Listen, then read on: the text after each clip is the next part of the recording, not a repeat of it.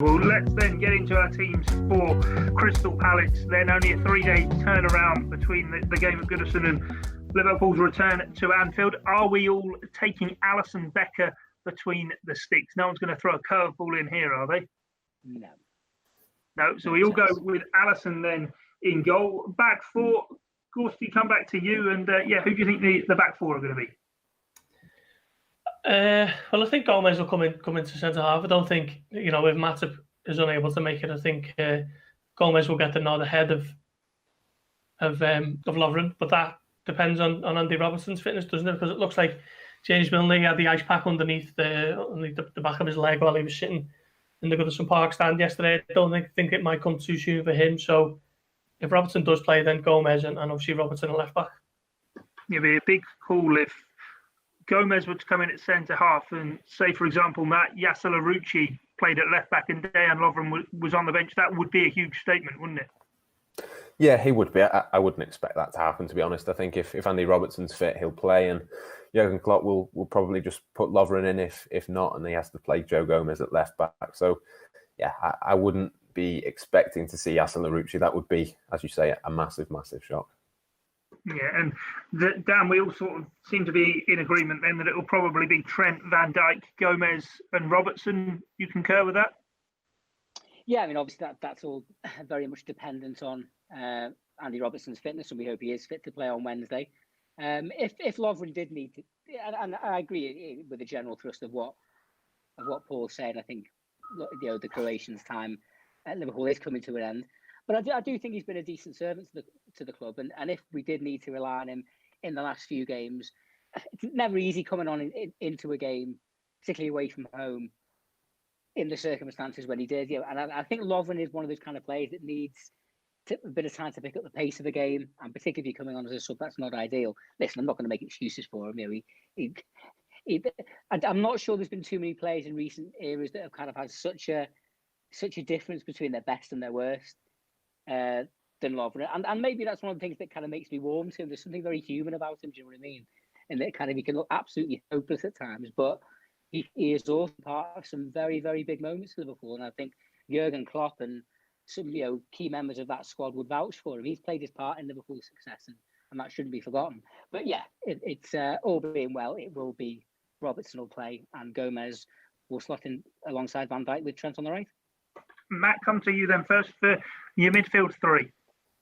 Yeah, it's a tricky one, I think. There's obviously loads of options that Liverpool have, but I would be obviously sticking with Naby Keita. I didn't select him on Friday, and that was obviously a mistake given how well he played. So definitely he will play. I thought Fabinho did quite well yesterday. Obviously wasn't in the greatest of form before that break, but the break seems to have done him well. So yeah, I'd be going probably Keita, Fabinho and Jordan Henderson. Gorsty, what are you thinking? Yeah, I think it'd be harsh to drop Keita after Sunday. I thought he was probably Liverpool's player on the day. So why would you kind of say, well, you're not in the team for this one? I think Gini Wijnaldum is the kind of trusted lieutenant in there, isn't he? But what kind of reward are you getting if you're playing well and then you're getting dropped the next day? So Keita for me, Henderson and Fabinho, yeah. So it's as you heard in midfield. Now, I'm going for a more attacking lineup. So Henderson holding in the midfield with, I think Wijnaldum could come in and Keita as well. Is there the need for both Fabinho and Henderson at home to Crystal Palace? Well, you've taken the words out of my mouth there, Guy. I was going to say that I thought Fabinho looked okay at times yesterday, a little bit rusty at first, and he's not quite been the same since that ankle injury he picked up against Napoli in November. If you remember, he was actually left out of Liverpool's final match before the break, which obviously was the crucial second leg against Atletico Madrid, which in last season's running that would have been unthinkable. And the fact that Jurgen Klopp saw fit not to play him in a game of that magnitude, I think says that he has been in a trough of form. Absolutely not writing him off, and I think he will come again, but it may well be next season before we see the absolute best of him.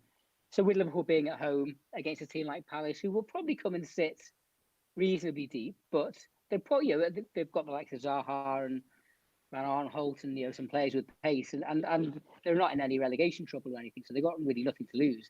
So they might come and have a bit of a go. But no, I'm with Guy on this one. I think particularly having not won at the weekend, I think Klopp may go a little bit bolder. And so Gillian for me.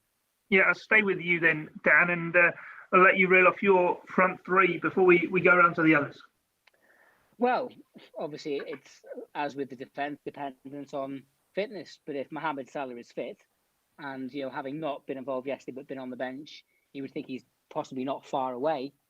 The extra 72 or so hours hopefully will mean that he will be able to link up with Sadio Mane and Roberto Firmino in the attacking trident that has taken Liverpool to European, World, Super Cup, and hopefully very soon Premier League glory. So yeah, hopefully it's the big lads back in tandem.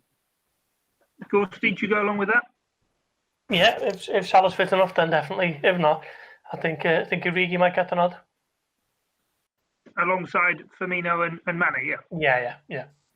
And Matt, who's your forward three? Because as Gorsty said there, Origi, I was thinking Salah, Origi and Mane give Firmino a bit of a rest and play more of a focal number 9 through the middle. Although even when he came on at Goodison Park, he didn't come on through the middle initially, did he? No, I mean, I'm going to go a little bit different again, actually. I'm going to go Salah if he's fit and Mane, but then give Minamino a chance through the middle, because I think we saw in the Blackburn friendly the sort of link up between him and Keita, and I think it was a little bit harsh to bring Minamino off at half time. I know Jurgen Klopp spoke about that and said something along similar lines. So yeah, I'd like to see him given a chance again, but obviously if Mohamed Salah's fit, he's not going to play on the right. So therefore, yeah, put him through the middle, and unfortunately that means Roberto Firmino gets a break, but yeah, so be it. We'll quickly rattle through these then. Match predictions. I say 3-0 Liverpool. Matt, yourself? It's a difficult one, isn't it? I said 2-0, I think, on Friday. I'm going to go 2-0 again. Yeah, no one wins with predictions. Dan, you? 4-1 to the Reds. And Paul? 2-1 to Liverpool. I think Palace seemed to do well at Anfield. They're a team who was set up to counter-attack. So, yeah, I think they might nick a goal, but Liverpool will edge it just. Well, hopefully there's an early goal, so that wait for Liverpool's first goal back from the restart doesn't go on for too long. Well, that's it from us here on the Blood Red podcast. There will be plenty of content, of course, to come through the course of the week, both either side of the visit of Crystal Palace to Anfield. Wherever you get your audio on demand, if you can give us a rating and review, and here on the YouTube channel, if you could like, share and comment away, that is always more than appreciated. But from myself, Guy Clark, Matt Addison, Dan Kay and Paul Gorst, thanks for your time and your company. It's bye for now.